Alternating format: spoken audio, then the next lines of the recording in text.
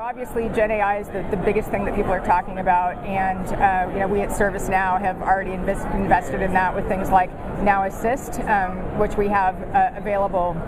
However, what I get excited about with it is what can we do with that combined with skills intelligence, for example. So lots of hype around skills intelligence, but it's still at the very beginning stages. And to me, where it gets interesting is skills is capable of matching people to opportunities, or recommending learning, or recommending a mentor or a job opportunity. But if you add Gen AI to that, it suddenly becomes capable of building a personalized learning course, or being able to write interview questions that are appropriate for somebody. So when you start taking Gen AI and combining it with some of the other interesting things that are going on in the market, that's where I think it actually goes from being kind of interesting to really being able to accelerate production. There are some other areas that I think are growing in interest. One of them I would say is supporting the role of the manager.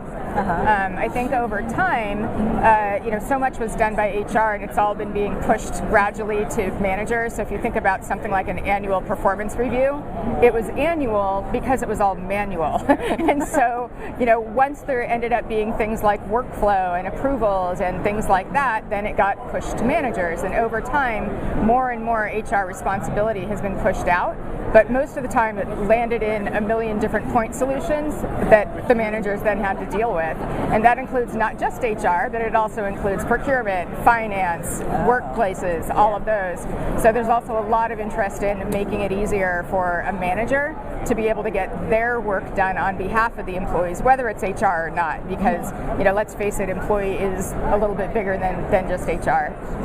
Although it's hard to tell sometimes. It is hard to tell, but employees engage across the enterprise, which also leads me to think about workplace as a thing as well. So as companies are figuring out how to utilize space better, they need to understand how that space is being used. It needs to be easy to navigate, to be able to locate things.